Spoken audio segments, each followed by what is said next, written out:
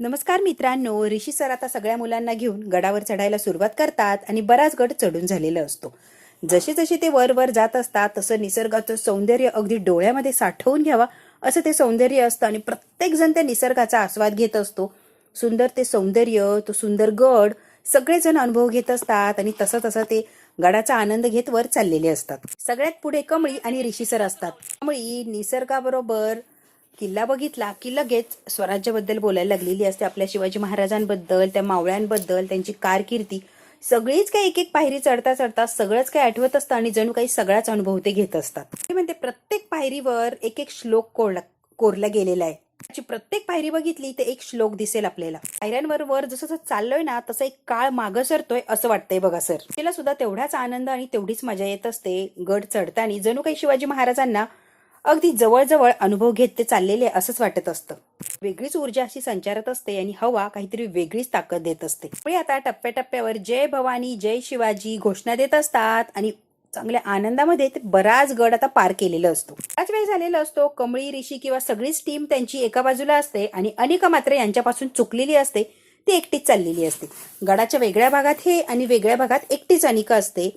तिचा आणि यांचा बऱ्यापैकी आता संबंध नसतो. यांच्या लक्षातही येत नाही की अनिका कधी चुकली. म्हणते कुठे गेले सगळे रीश, आणि हे बरेच पुढे आलेले असतात आणि अनिका आता मागे राहिलेली असते. अनिका आता बिचारी एकटी पडलेली असते. अजूनही यांच्या लक्षात आलं नाही की अनिका कुठे. आता एकटी असते, मागे पुढे कुणीच नसतं, त्यामुळे घाबरलेली असते आणि रीश रीश असा आवाज देत असते. पिंगू पिंगू कमळी टमळी कुणी आहे का म्हणून आवाज देत असते अनिका. राजू गावछाप सगळ्यांनाच आवाज देत असते. कुणीच तिच्या आवाजाला ओ देत नसतं, कारण यांचं आणि त्यांचं भरपूर अंतर असतं. अनिकाला दम लागलेला असतो आणि त्यात कुणी नाही म्हटल्यावर ती घाबरलेली सुद्धा असते.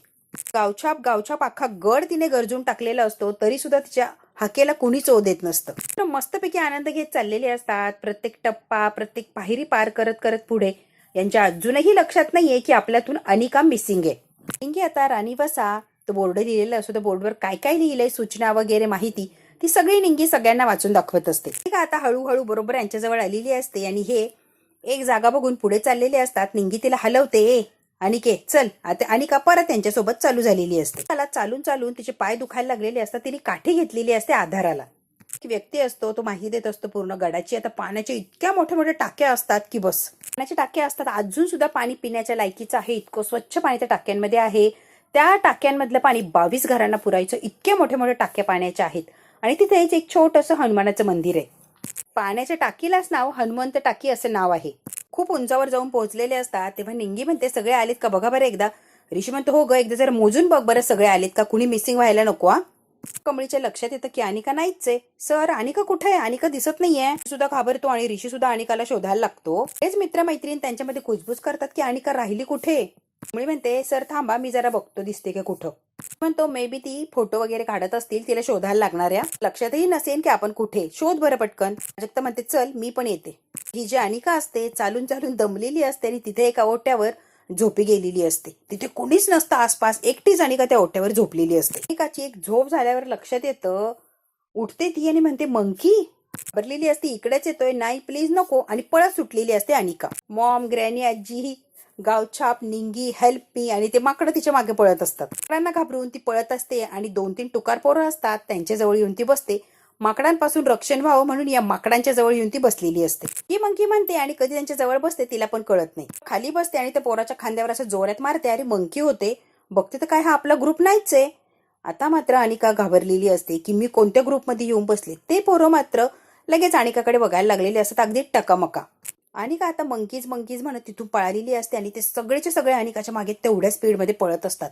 बिचारी अनिका स्वतःचा जीव वाचवत पुढे पळत असते आणि ते मात्र अनिकाला पकडण्यासाठी तिच्या माघारी पळत असतात. अनिका ज्या दिशेने पुढे पळाली त्या दिशेनेच प्राजक्ता आणि कमळी शोधायला आलेले असतात. ते सुद्धा बराच शोध घेतलेला असतो. अनिकाचा कुठेच काही तपास नसतो. आता मला वाचवा पळतच असते. तेवढ्यात काय समोरून कमळी आणि प्राजक्ता येते. अनिका पटकन कमळीच्या गळ्यात पडते. कमळी म्हणते अनिका काय झालं ग, प्लीज वाचव मला, प्लीज कमळी वाचव, की त्रास देत आहे, प्लीज वाचव. पोरं असतात ते म्हणतात अरे एक पोरगी होती आता 3-3 पोरी, आता खरी मज्जा येणार बघा. म्हणते 3-3 सुंदर पोरी काय, यार सगळ्या मावळ्यांनी, आणि आता सगळी टीम आलेली असते आणि या पोरांना चांगलाच घेराव घालते. म्हणते काय रे असलं धंद करायला येतं का इथं, पण कुठं आहे काय करतो, जरा जरी लाज बाळगा रे, महाराजांच्या पवित्र गडावर आहे आणि काम कसलं करताय रे नालायक सारखं. कमळी अशी काय बोलते त्यांना? छत्रपती शिवाजी महाराजांच्या रायगडावर अशी हिंमत करता आता जर महाराज असते ना तर महाराजांनी काय अवस्था केली असती तुमची? महाराजांनी शत्रूच्या बायकांना सुद्धा आया बहिणींसारखं सांभाळलं, प्रोटेक्शन केलं, त्यांना जपलं, आणि तुम्ही या बहिणींसंग असं वागताय? लाजा नाही का रे तुम्हाला? बहिणी बोलून त्यांना चांगलंच गार केलेलं असतं. जर महाराज असतं ना तर या पापासाठी चौरंग केला असता, अगदी चौरंग.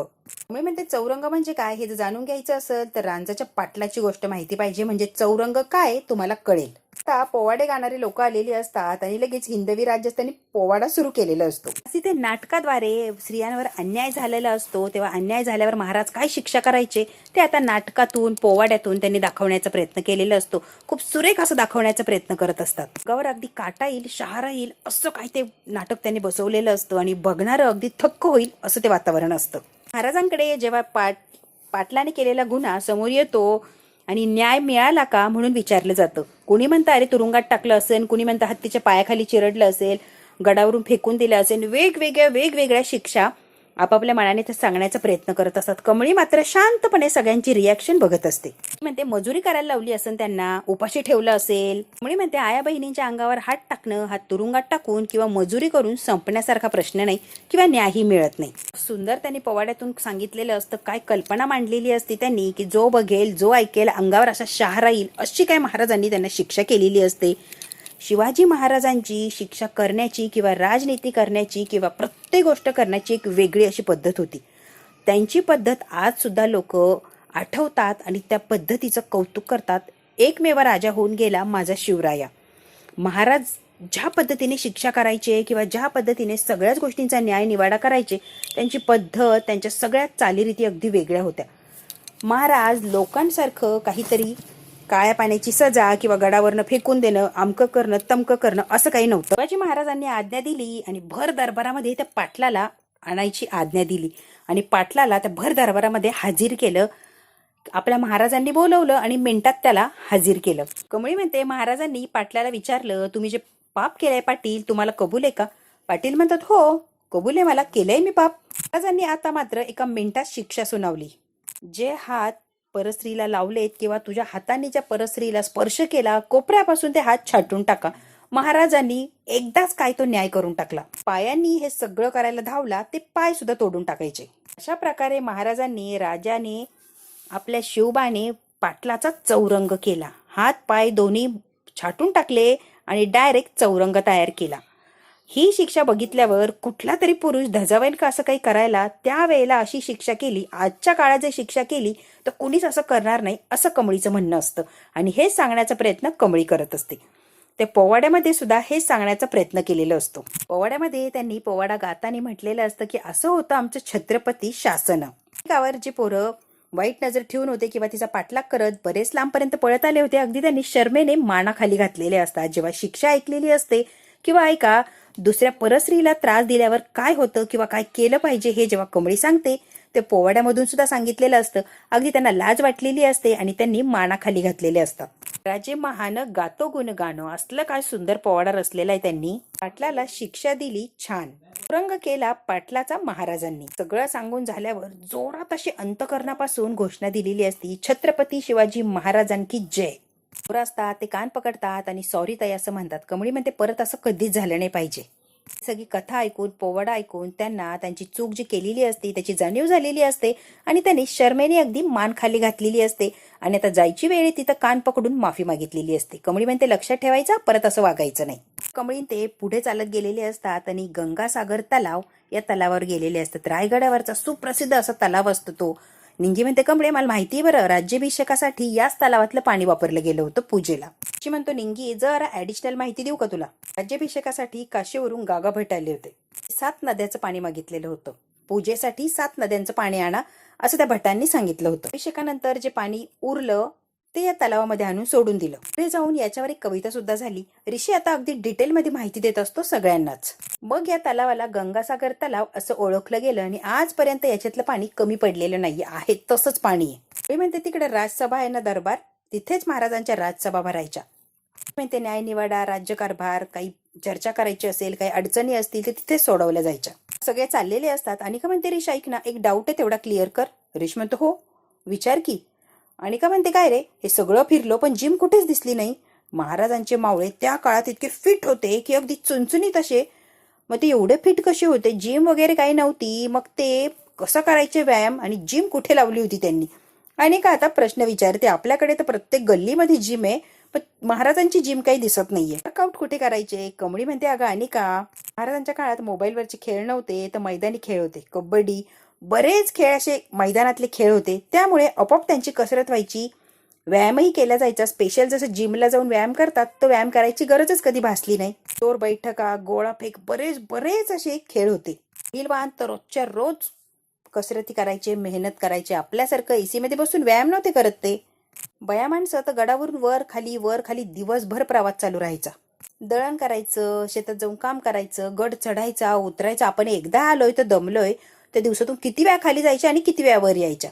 त्याच्यातच त्यांचा व्यायाम व्हायचा, दुसऱ्या कसरतीची गरजच नव्हती. मुलीने सुद्धा खूप छान असं अनिकाला समजावून सांगितलेलं असतं. त्या काळात असं होतं ना अनिका, म्हणून त्यांना सेपरेट जिम लावायची किंवा व्यायामासाठी बसायची गरजच नव्हती.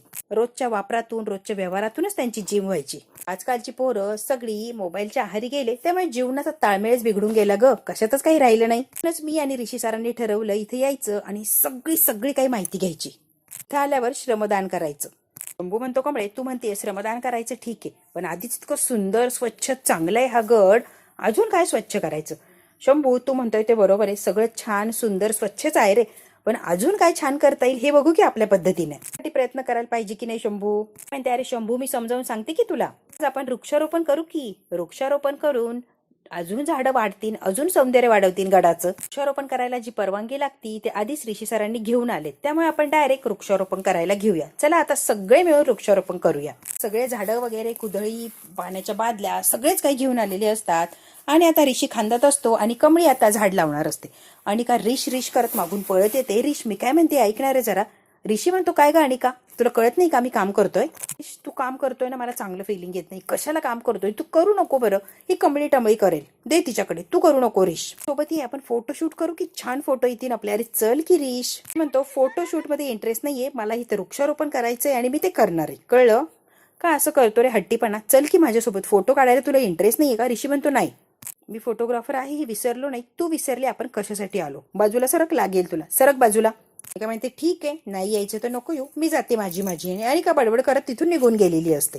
आता ऋषी, कमळी, निंगी, शंभू, प्राजक्ता सगळे छान असे वृक्षारोपण करत असतात. वृक्षारोपण वगैरे सगळं काही करून झालेलं असतं. छान त्यांनी सगळं काही गड किल्ले बघितलेला असतो.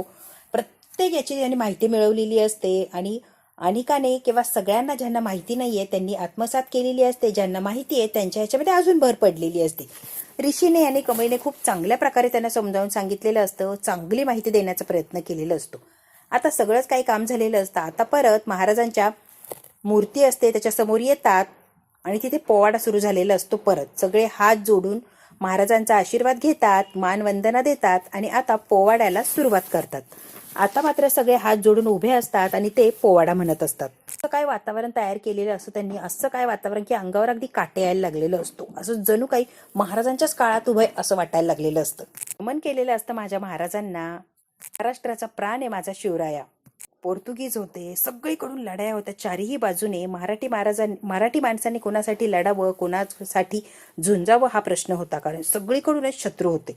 माणसाच्या पुढे खूप मोठा असा प्रश्न उपस्थित झालेला होता. जिजाऊ आई जगदंबेला साकडं घालतात. अशा वेळेला या संकटाच्या काळात जिजाऊने साकडं घातलं आणि मला बाळ हवंय की सगळ्यांचा कर्दन काळ बनून त्यांनी यावं आणि सगळ्यांना न्याय मिळवून द्यावा. रामराज्याची स्थापना व्हावी असा मला पुत्र दे.